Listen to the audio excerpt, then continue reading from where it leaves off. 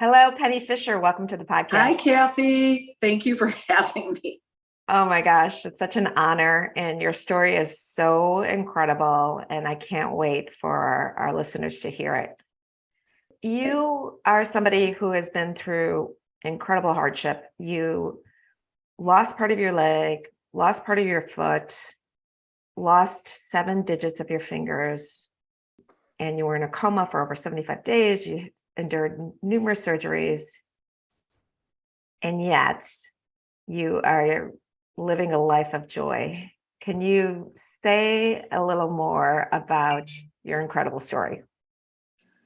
So now it's 14 years ago. It was Thanksgiving 2008. I was inexplicably sick for a while, like a bad flu that just wasn't going away. And it was a strep A virus that just went viral all over my body. Do you know how you got it? No, just kind of disappointing because the biggest event in my life, other than having my kids, there's no real explanation. There's different theories, but no real explanation. My kids did have strep throat like several weeks before that. And maybe, with the busy traveling and just being a mom and pushing it back, down, maybe the strep went into my bloodstream. We're not really sure what happened, but there was they said several factors that was like a perfect storm. And also, Unfortunately. I want to bring up a point which I think is so important. You kind of ignored some symptoms, right? You had some fungus under your nails and you kind of Yes, there was little things, but I didn't ignore anything. In fact, scarily enough, I had a full-on physical 3 weeks before. My doctor told me that I had a Wow. complete physical. And I remember saying to her, so don't tempt the fates. She said, everything's perfect. And I said, of course it is. I'm like the healthiest person. 3 weeks later, I went into that coma. So I would say I didn't ignore the signs. I think that people around me might have ignored the signs. I never had the wherewithal to say, like at the beginning of the week, because we were traveling for Thanksgiving with my ex-husband's family. And I never said like, right then and there, take me to the hospital. But my sister-in-law, finally was tired of me floating around. And I was starting to go septic and sepsis. I'm on the board of a sepsis awareness committee. And sepsis makes you absolutely sure that you're dying, and you're dying, and that your time is limited. Like, I forgot what sepsis even stands for, but it's a sureness that you're dying. So I remember calling one of my friends and saying, if I make it past this thing, but I'm not sure that I can. And I hung up on her and she never heard from me again. So she flew down there. So yeah, there was too many signs. I think we missed the ball, but then the 3 times I went to the hospital, to the emergency room, they missed the signs. Wow. So, and I didn't have a really, really involved advocate. I think if I were to go forward and rally about anything, I think when in times of sickness, you need one person that's got your back and is going to see it all the way through and take it seriously and talk to the doctors and insist on a second opinion, that kind of thing. I think a really important part of your story, and you talk about it in your great book called Aftershock, which I'll put in the show notes so people can get it. But you talk about how you were dismissed by one of the doctors when you first went to the ER, and Yes, you were ignoring your voice. Well, unfortunately, my ex-husband and I went first to the urgent care, and the urgent care lady was urgently afraid and said, I'm putting you in the ambulance and you're going to the emergency room. What I think happened, and again, everything's kind of blurry that day, but I remember I felt instant relief because at that clinic, they lowered my fever, with an IV.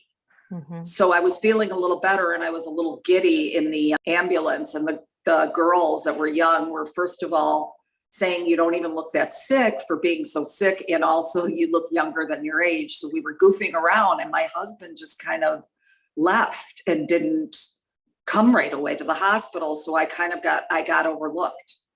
Unfortunately, he didn't come with me into the ER until later, like they ran the tests. And I woke up to hear, all your tests are fine.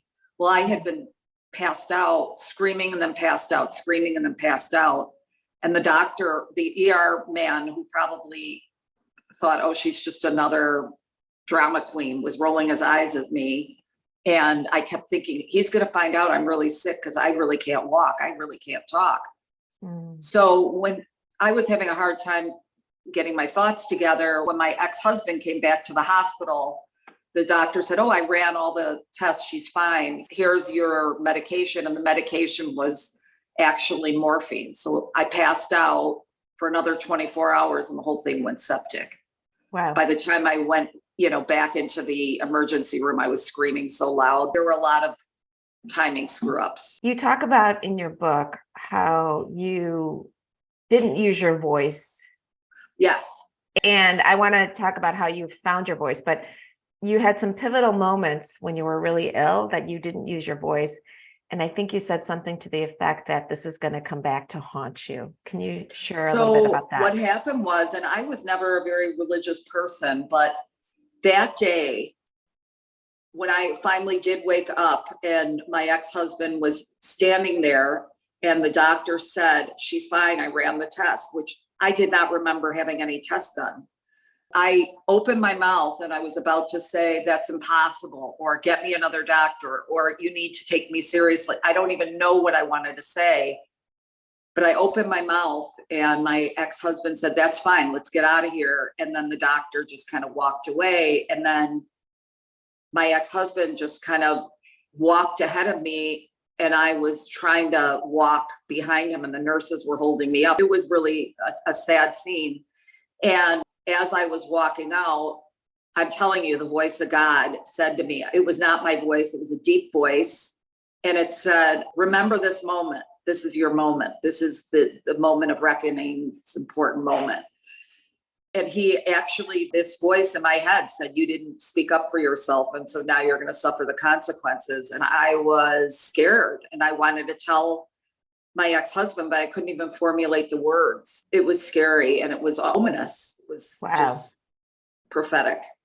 Wow. So yeah, it was a comedy of errors. It was a lot of accidents and it just was mishandled by so many different people, including myself, I guess.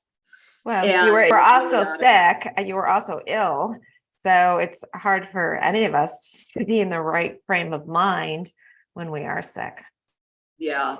Sepsis is something that really shuts down your brain. It's going after all your internal organs. You can't even think or really talk or walk, or it's really like your whole body shuts down. Wow. So you then spent 75 days in a coma. And yes, you described that you had a near-death experience during that time. And actually, the way you describe it is your vitals were shutting down, according to the medical personnel. And then a friend of yours started reading you a passage from a John Lennon book. Is that correct? Yes. I heard her voice and it really kept getting louder. Like, it was like her voice was so beautiful and it was like a hymn more than her reading from a chapter. It felt like some kind of a otherworldly hymn. And as I was walking towards like a beautiful, just simple scene, like, archways and a white fence and, just very simple, but beautiful. And I'm a very musical person. That's what really does it for me. That's the sense that I always kind of listen and live by, is like great music. And I remember hearing the Beatles and it was getting louder and more powerful. And I felt one with the music. And then they were reading, whoever was reading to me was reading about a godlike figure, like a very good and godlike figure that felt so good to be in their presence. And I felt this rapture and then I couldn't feel it anymore. And then all these different things started coming back to light and I was finding my way home. Wow. I even remember in the dream, like towards the end when I was waking up, that there were like little houses. Like I had seen these little houses in my children's like preschool camp. these tiny little houses. So it represented me kind of coming back home. Wow. And you talk about then when later, much later, after you were in recovery, talk about looking up for this John Lennon passage that was read to you and could never find it. Is that right? correct? I kept saying to all my girlfriends, can you read that to me again? And they're like, okay, but I don't know what. And then I reread the book several times and just realized it was something else that I heard. You know, it was Interesting. ostensibly that book, but it wasn't. So based on your near-death experience, you say now you no longer fear death. No.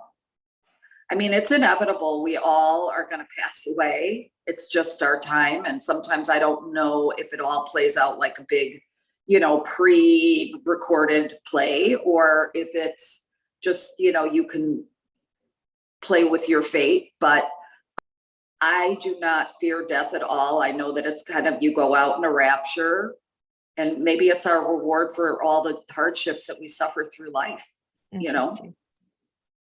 So after your 75 days in the coma, you then had to face multiple surgeries, just learning to walk again. Can you tell us a little bit about that?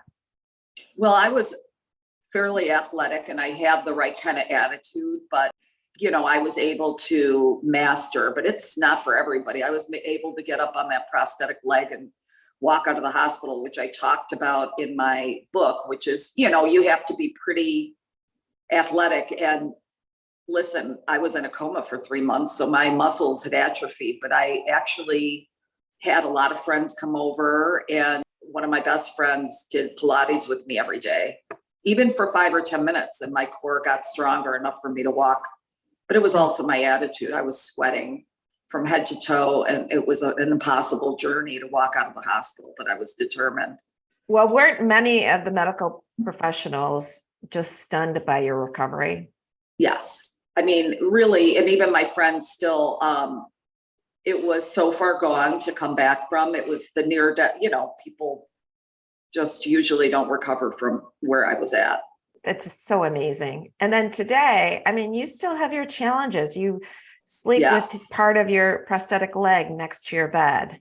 It takes you a lot just to get going in the morning. And by the way, for those of you who don't see the YouTube video, Penny is absolutely stunningly beautiful.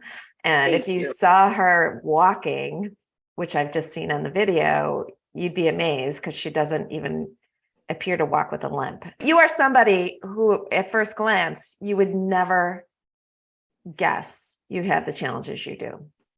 That's what I love. You know, I love to kind of trick people and then kind of shock them when I tell them about it. But yeah, that is kind of my triumph, that I just, you know, keep living and surprise everybody. But I was going to say that, you know, mornings are obviously tough for me, not just physically, but emotionally. I turn over and I'm like, I just don't want to face this today. But every day I have to get up and put on my multiple devices. And it's kind of a 5-part step just to get out of bed. Like, it's so many different things. This thing that happened to me also affected my eyesight. So I live on eye drops, and sometimes my eye is weak, and it's just been hell. But, yeah, I mean, and so many of us, I mean, many, of course, there are certainly many people who have it worse, but so many of us don't have half the challenges you have. And sometimes some of us, including myself, walk around cranky or like complaining. And then to look at somebody like you who has all these challenges, yet you are thriving. It's such an inspiration. Thank you. Well, listen, I'm thriving as best I can. When you lose something, you have to figure out what you can gain, meaning I was never a writer before, but I was a creative. I did, you know, clothing design, and I loved it. I loved being creative, and I loved making a collection, and I loved seeing the finished product and the process. It was all like very exciting. So this book, something that, you know, I felt strongly about, and it took me over 12 years to write it, 10 or 12 years. But you know what? I saw it through. I found a small publisher that was happy to take me on. She helped me finish the book. Like, I had all the journal entries, and she organized it into a book. And that's you know, amazing. so one door closes, the other opens, and I'm just as thrilled, if not more, that I wrote this book and that people actually read it and like it. That's Like, amazing. nobody's reading that much anymore. So yeah, it took me a long time to write the book because I really didn't know what I was doing, but I did know how to write because it was coming from the heart. It was like, again, almost like I felt like the words were coming to me, flowing. Sometimes I didn't even know the meaning of a word, and I would look it up and it was the perfect word for what I needed to say. So in some ways, again, my spirituality came to the forefront, and I felt like it was like a force guiding me. Again, I didn't know what I was doing, and the small publisher that I found did put it together like a puzzle. And so she edited it into a book. And like I said, I'm just so happy and relieved to see that people not only are reading it, but get through it and enjoy it. I love So it. thank you, everyone who's read it. And I hope the people who haven't go and get Aftershock. More details. Right. You have to read the whole thing. But you say, there's a point you say in the book that you thought it's before this happened, that our lives were predetermined. But today, based on this experience, you believe our action or inaction is And what also lead the progress, process, like it could affect what was preordained, but I still believe in somewhat a preordained. I mean, why are some people born into slavery and some people are free? It's sometimes you just can't beat your odds. What I hear you say, and please correct me if I'm wrong, though. Right, there is some predestiny about all of our lives, but also how important our response, our Yes. action or inaction is to the destinies of our lives. Yes. And a split second, as we know, can change everything. Yeah. And who wants to live in regret, Right. That's the thing. I mean, that, again, it's strong mental conditioning, but I felt when I was born that I was, destined to live a beautiful life. And I had a terrible, terrible detour, but I didn't want to give up on my hopes and dreams of having a beautiful life, no matter what, no matter who was with me or not. Meaning, once I got married, I put my best, efforts forward, and it wasn't working out. I went on. Yes. Or, you amputate a leg, which is painful, but you just go on. You just have to keep going. You also talk, I want to touch on this because I think it's an important point. You talk about before this happened, outwardly you had everything that so many people want. You had, you were married, you had 2 kids, living in a beautiful home in a beautiful suburb, staying at home as a stay-at-home mom. And yet you felt still this dissatisfaction about your life. Yeah, like I wasn't living my true, authentic life. Right. And today you feel entirely different. I've made every now choice for myself. I have nobody that I have to cooperate or negotiate with. So I found this house, you could see it in back of me. It's very like artistic and it's small and it's just exactly my vibe. And then, I listen all day to music, which, I had to turn off for this video. But again, like I said, the music's so important to me. And, when I would listen to music in the old house, everybody would turn it off. And I have 2 puppies. I have, a lot going on, but I just don't have to check in with anyone and I could live how I see fit right now. And maybe forever, I'll always probably be stronger in like insisting on certain things. You say at one point in the book, because you were in, for lack of a better term, a very oppressive marriage and you weren't able to use your voice. And it was almost worth everything that happened to you to get out of that situation. Yes. But, sometimes I think as a survivor, we all have to kind of spin the narrative to fit what makes you comfortable. So again, maybe that's part of it too, is I'm spinning it saying I'm better off this way. So that's healthy. You have to kind of figure out the benefits of every situation and live by that. I think what just comes to mind, because I've interviewed lots of people who have had different struggles in their life or loss. And I think it's David Kessler who talks about, there's the stages of grief, and then he added one more, and either the fifth or sixth stage of grief, which he calls making meaning out of your loss. And it sounds like that's what you've done. Yeah, for sure. Yeah. I'm very aware that like life is precious. And I tell people all the time how much I love them, like as a daily thing. And every time I'm leaving someone, even, I don't know, people who have taken care of me over the years, I'm very appreciative and I take nothing for granted. Despite your numerous hardships, even today, you say you take nothing for granted. Could you tell us more about that? You know what? In a moment, I had died out of nowhere, nothing, not healthy, just had a complete physical 3 weeks prior, young mom.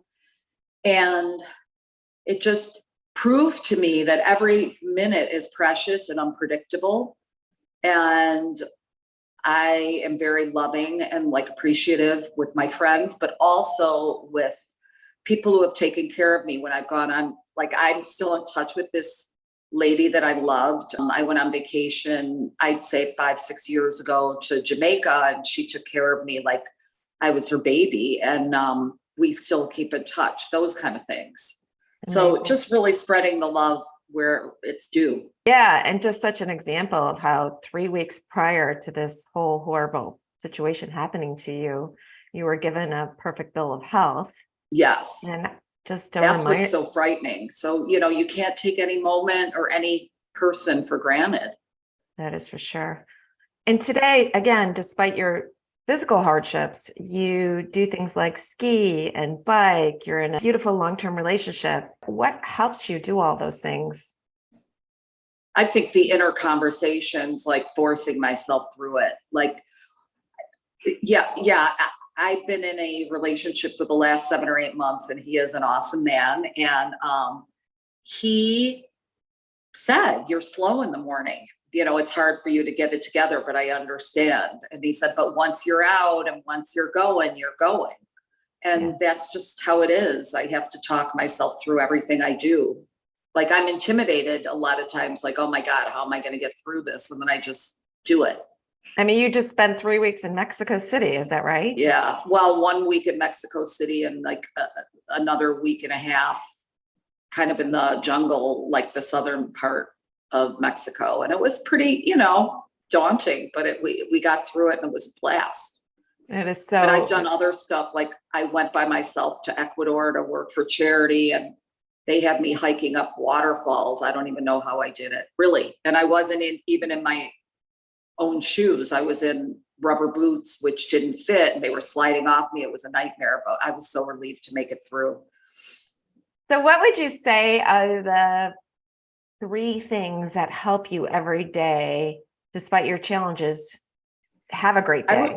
I would say my loved ones, and I have plenty of loved ones. I have so many good friendships, and I have neighbors, and there's a lot of love around me. So I don't feel completely alone, even though I live alone, which, I'm living alone in a glass house with a handicap. It sounds like a scary movie, but I have so many friends. So that's number 1. And then maybe number 2, I have these puppies that have been giving me a hard time all day, but they do keep me laughing.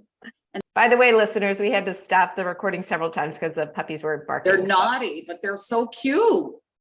They keep me busy. They keep me walking. I'm like, I don't want to go for that walk. Oh, and then I go and I'm so happy. Oh. So sometimes it's just pushing through the tough stuff, obviously. And what helps you with that inner voice that we all have at sometimes, like, I can't do this today? I guess, like I said, and I'm about to cry thinking about it, I guess for me, I was so determined. Like I never wanted to be anything but what I am now, which is respected. And, I like being in shape. I like looking good. Like when you compliment me, and of course you're beautiful too. That's who I want to be. I'm the Penny I want to be. And so I force everything through to be the Penny I want to be, which is up and around and happy and joyful and involved. otherwise, what are my options? Would I lay home every day and just watch Netflix? I mean, that would be a depressing life. So, and I don't want my kids to see me like that. I was going to say, and I'm going to jump ahead, I talk about these charities that I do, and and that did motivate me. I met people, that are skiing much better than me because we went to ski camps. And they're really athletic and they've done this. And one of the guys who was so cool lost his limb, I think in the war, maybe. And then he invented a knee, like a bionic knee he sold to the army, and he's now a multimillionaire and he's skiing every day. Like, I've met people from all over the world that have injury worse than me or better than me or whatever, but that are just so capable and so amazing. So they really spurred me on, But I will say I'm the only one that I met of all those camps that was raising 2 kids alone. Wow. By far. That's the hardest thing. Raising kids anyway. Raising children is the hardest job, period, right? Let alone it really is. By yourself. And I was so conscious. I wanted to raise healthy kids, healthy minded and good kids. I didn't want this to be their legacy. So I got up and got going every day. Beautiful. For somebody who you were a model in the fashion industry, and then you literally had body parts taken away from you and, affected your physical image, how did you emotionally deal with that? I guess by, putting myself together as well as I can, like, keeping myself fit and healthy. My hair is all grown back, but I think, you guys read and maybe saw in the book that I was bald. It was disheartening, but I realized, and I think I said this in the book, how much I was loved. And I think that meant more to me than having the perfect body. Yeah. And not only that, to me, you have an inner beauty that radiates. And I think that is what, makes you beautiful as well. Thank you. Thank you. I just want to say that there's no real formula except for, knowing that other people struggle as well, and that you just have to make the best of your circumstances as best and as confidently as you can. It also sounds like what has helped you is seeing other people who do have it worse and who struggle more. And it's like, wow, if they can do that, I can do this. Yes, for sure. Mm-hmm. For sure. They were telling me in the hospital, I really didn't have any peer mentors, which was unfortunate. Like, nobody came that was an amputee and saw me in the hospital. And I was recovering from people pretty much that were paralyzed. So in many ways, I was paralyzed too. I was in that chair, and I think, you might be posting that picture of me in the chair, but once I found out that somehow I was going to walk again, I felt like, okay, I can do this. Knowing that I was able to get up one day and walk was the biggest freedom that I've ever felt. Amazing. And something that so many of us able-bodied people take for granted. Yes, I remember, and I think I mentioned him in my book, but I'm not sure. I befriended a really young, beautiful guy who was, I think, in a gang, and his best friend shot him in the spine because he was sick of him being so well-loved and handsome. It was like pure jealousy. And this guy was never going to walk again. And he somehow found his beauty and his voice. And he was just inspiring. We were pretty good friends. He was only like 19 or 20. Wow. So many people that I've interviewed and people I know, and also people I've worked with, even if they're very successful, struggle at times with imposter syndrome and confidence. What would you say helps you most with just having confidence in your daily life? I guess what I've survived and how I've survived, I guess I just know that I am somebody to be reckoned with, and, I will get their respect. I will win them over or whatever. I just know that. Because I've been, just being yourself, being honest. If you like yourself, you feel good about presenting yourself. What about for people, some people who feel like they can't like themselves for whatever reason? What advice or tip would you give to them to help start to change that? If you can get therapy, try to get therapy. Like I'm actually going, I'm getting state therapy because I was tired of paying out of pocket. And this is called the Jocelyn Center. And you can get therapy if you have Medicaid or Medicare or any kind of insurance or sliding scale. I think that's important to know, is that there is help out there, but you need a second person to help guide you through it. You can't do it by yourself, I don't think. So if you don't like yourself, I think you do need therapy. So basically, you're saying just get support when you need it. Support. Mhm. Yes. Love it. And I always say this in all my speeches and questions and things like that, that if you don't have your own community, create one by being nice and approachable Yeah. and Wow. open. You I have love to create a, I mean, I walk my dogs and I see about 6 neighbors and I stop and I'm not in a hurry. I stop and I talk and, you know, we're friends. We text each other. That's part of life. That's creating a community. And I have enough friends, but I love to know everybody and be a part of things.